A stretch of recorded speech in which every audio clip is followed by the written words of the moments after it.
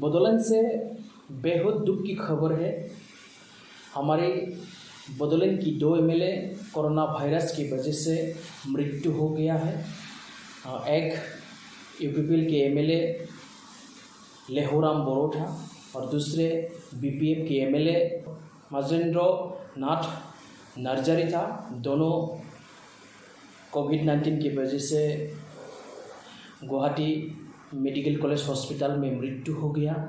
তামোলপুৰতো পৰিৱৰ্তন কৰিবলগীয়া বহুত আছে, গতিকে মই এবাৰ আহিছোঁ, চাওঁ কি কৰিব পাৰোঁ। কৰিবলগীয়া বহুত আছে আৰু মানুহৰ ৰাইজৰ মন, ৰাইজৰ সহায় সহযোগ লৈ পেলাই পৰিৱৰ্তন কৰিব লাগিব। ইউপিপিএলৰ সভাপতি তথা BTC প্ৰধান প্ৰমোদ বড়ো শোকস্তব্ধ বিধায়কগৰাকীৰ বিয়োগত।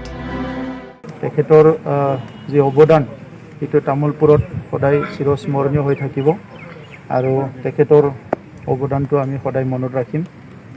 মই তামোলপুৰবাসী ৰাইজৰ হৈ শ্ৰদ্ধাঞ্জলি জনাইছোঁ আৰু ইয়াৰ লগতে BTC চৰকাৰৰ হৈও মই শ্ৰদ্ধাঞ্জলি জনাইছোঁ। কোভিড বিধি অনুসৰি কুমাৰিকাটাত ৰাজ্যিক মৰ্যাদাৰে শেষকৃত্য সম্পন্ন কৰা হয় বিধায়কগৰাকীৰ। লেহুৰাম বৰৰ মৃত্যুত কিছুদিনলৈ এক প্ৰকাৰ অভিভাৱকহীন হ'ল তামোলপুৰ সমষ্টিবাসী।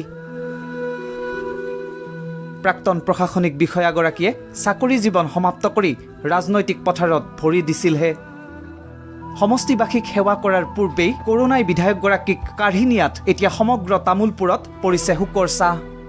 উল্লেখ্য যে মাত্ৰ দুদিন পূৰ্বে গোসাইগাঁৱৰ বিধায়ক মাজেন্দ্ৰ নাৰ্জাৰীও কৰোনাত আক্ৰান্ত হোৱাৰ পাছতেই মৃত্যু হৈছিল।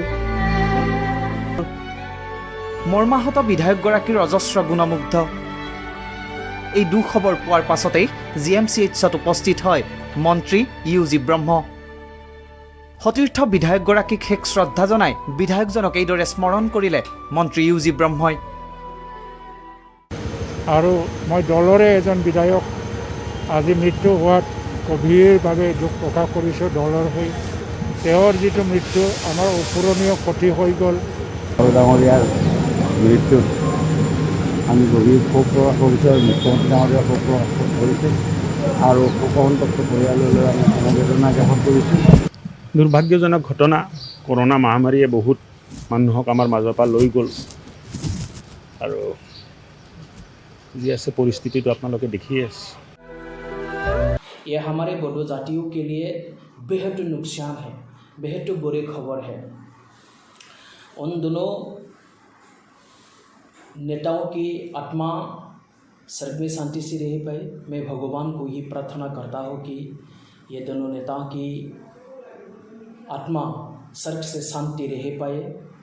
वो जो हमारा बोडोलैंड की दोनों MLA, वो लोग हमारी जनता के लिए अच्छा काम किया था, बहुत ही लंबी समय से अच्छा काम किया था। उन लोगों को मैं कभी भी भूल नहीं सकता हूँ। हमारी बोडोलैंड की जनता, सभी जनता उन दोनों MLA को कभी भी भूल नहीं सकता है। दोनों एक अच्छा इंसान था, जनता के लिए काम करता था। बहुत ही दुख की बात है, हमारे जनता के लिए ये बेहद नुकसान है हमारे लिए। मैं भगवान से फिर प्रार्थना करता हूँ कि इन दोनों की आत्मा स्वर्ग में शांति से रह पाए।